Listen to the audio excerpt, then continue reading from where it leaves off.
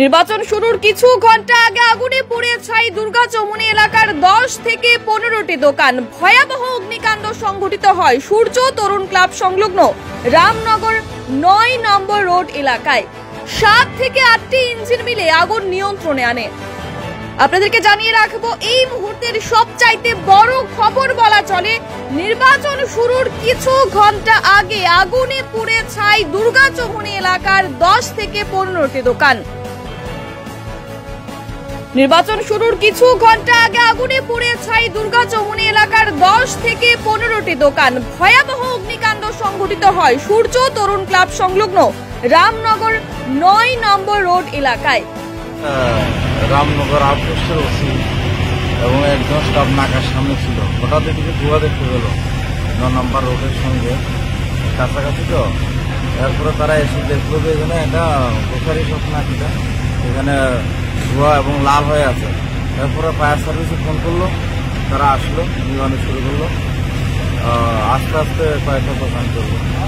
এখনো আসলে fire service নির্মাণের কাজ করছে, কন্ট্রোল আছে এখন। আগে কয়টি দোকান করলো এখন তো বোঝা যাচ্ছে না, জয়েন্ট তো দোকানগুলো 12-14টা হতে পারে।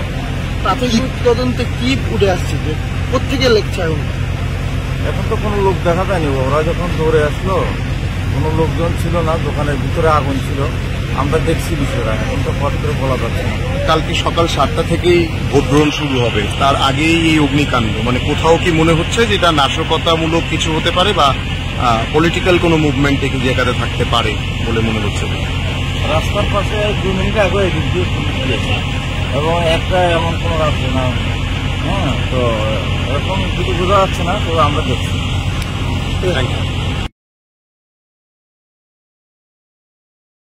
নির্বাচন শুরুর কিছু ঘন্টা আগে আগুনে পুড়ে ছাই দুর্গা চৌমুহনী এলাকার 10 থেকে 15টি দোকান। ভয়াবহ অগ্নিকাণ্ড সংঘটিত হয় সূর্য তরুণ ক্লাব সংলগ্ন রামনগর 9 নম্বর রোড এলাকায়।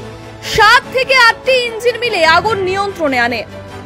আপনাদেরকে জানিয়ে রাখবো, এই মুহূর্তের সবচাইতে বড় খবর বলা চলে, নির্বাচন শুরুর কিছু ঘন্টা আগে আগুনে পুড়ে ছাই দুর্গা চৌমুহনী এলাকার 10 থেকে 15টি দোকান।